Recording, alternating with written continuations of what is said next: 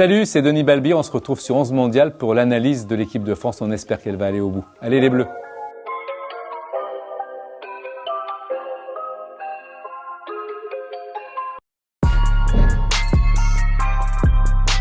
C'est vrai que c'est un peu des résultats contrastés. Bon, on a vu une équipe de France quand même solide. C'est vrai que c'est pas des résultats peut-être qui sont très significatifs parce que on a vu pas mal de matchs qui étaient dans une période difficile pour les Bleus, avec des adversaires qui voulaient absolument les taper, etc. Donc c'est toujours un peu compliqué dans cette configuration-là. Une équipe de France quand même pleine de certitudes et qui va pas se laisser déstabiliser par des résultats un peu, on va dire, bancals par rapport à ce qu'on attendait. Les forces, je pense que c'est vraiment l'attaque. C'est pas très original, mais c'est vrai que quand on a Benzema, Griezmann, Mbappé devant, Giroud en soutien qui peut rentrer. Voilà, c'est un joueur qui montre quand même toutes ses qualités. Il répond présent à chaque fois. En joker, il rentre, il marque. Il l'a toujours fait. C'est un des meilleurs buteurs de l'équipe de France.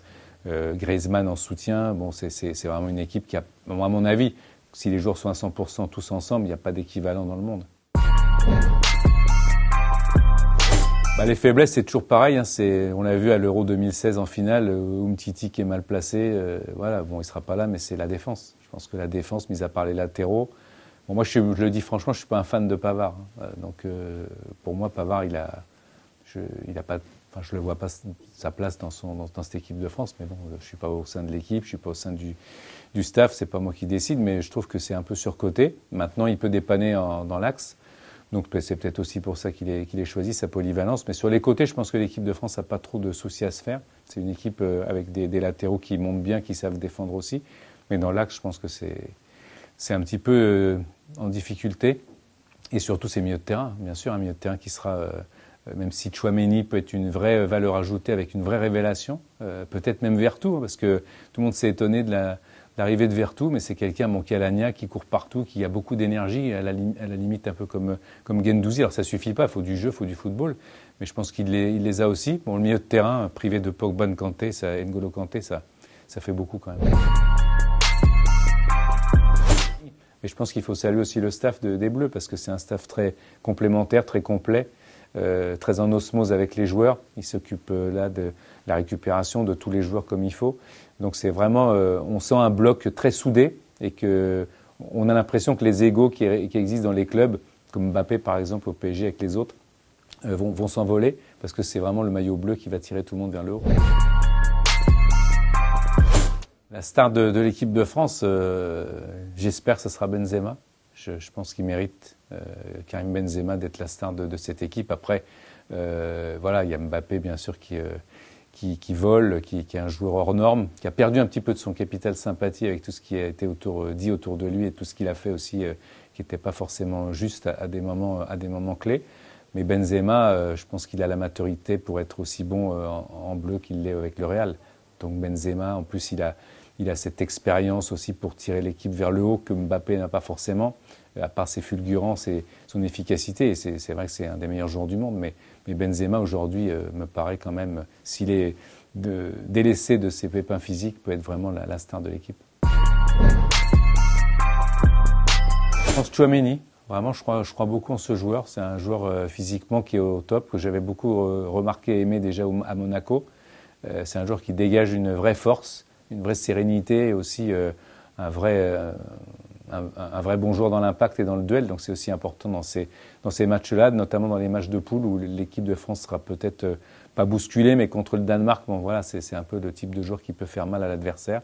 Donc ce Tchouaméni, j'y crois. L'Euro 2016, voilà, la catastrophe, parce que c'est vrai que c'est une équipe qui n'avait pas trop joué le Portugal en face qui la gagne. J'avais fait un match du Portugal à Lens, un 0-0 qui avait été catastrophique et vraiment soporifique. Et quand on voit que cette équipe, elle gagne l'Euro, ça veut tout dire sur le football et ses incertitudes. Alors l'équipe de France, oui, l'Euro 2016, la Coupe du Monde, bien sûr, de 2018, cette force, cette chance aussi qui s'est dégagée de cette équipe, cette réussite forcée par le destin et puis le coaching. Oui, je vois pas l'équipe de France gagner la Coupe du Monde. Si c'est ça la question, je la vois pas gagner.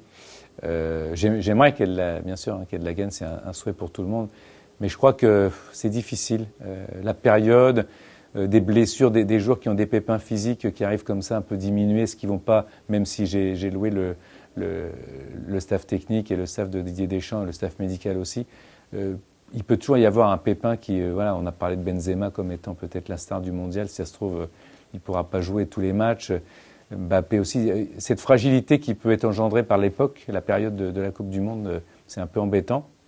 Et je sais pas, je vois des équipes quand même comme le Brésil au-dessus, ça va être difficile. Bien sûr, c'est une équipe qui va loin. Après, est-ce qu'elle aura la réussite qu'elle a eue contre l'Argentine, rappelez-vous ce but, après la finale aussi. Bon, il y a eu quand même eu à chaque fois des petites difficultés. Elle a réussi malgré tout à s'en sortir, mais est-ce que ça ne va pas un jour les abandonner? On espère que non, bien sûr, et peut-être que ça va continuer. Et c'est ça qu'on espère aussi. Mais je ne sais pas, il y a un truc qui me dit que ça va être dur d'aller au bout. La Tunisie très technique, avec une équipe qui est pas seulement technique, il y a des joueurs intéressants, il y a des joueurs, je crois que Mahaloul il est toujours là, il y a le gardien, il y a Kazri, il y a des joueurs qu'on connaît bien, il y a cette amitié aussi avec la Tunisie. Après, au-delà de ça, c'est quand même une équipe qui va rester limitée par rapport à l'équipe de France. L'Australie aussi, qui va jouer avec ses armes, mais je pense que même ça va être difficile. Et puis le Danemark qui va essayer de mettre de l'impact physique, je pense, mais pas seulement. C'est une équipe qui a évolué. Le football a évolué là-bas aussi. C'est plus le kick and rush d'avant. Donc il faudra se méfier de tout le monde. Bon, l'équipe de France va peut-être avoir des scores un peu étriqués, ce qui va peut-être déjà soulever un tollé général, ce qui est un tort, puisque quand on voit, comme je l'ai dit, le Portugal qui arrive avec des scores étriqués, finaliste et vainqueur de l'Euro 2016, ça veut absolument rien dire. Il n'y a aucune signification là-dedans. Donc le mieux, c'est d'éliminer ses adversaires avec nos qualités, en se préoccupant bien sûr des qualités des autres, mais pas trop. Voilà, je pense que l'Australie, c'est un peu l'inconnu, en tous les cas pour moi. Le Danemark, voilà, j'ai dit, c'est peut-être évidemment l'adversaire le plus ardu que l'équipe de France va rencontrer dans cette phase de poule. Je pense que beaucoup de supporters pensent que ça va être dur de rééditer la performance, donc ils sont déjà préparés, pas au pire, mais on va dire préparés à une petite déception, peut-être en finale ou en demi-finale. Après, si l'équipe de France arrive dans le dernier carré, je pense que la mission est accomplie. Mais les supporters sont plus lucides. Voilà, ils sont un peu perturbés aussi par comme nous tous, enfin je pense, par la période où se déroule cette Coupe du Monde.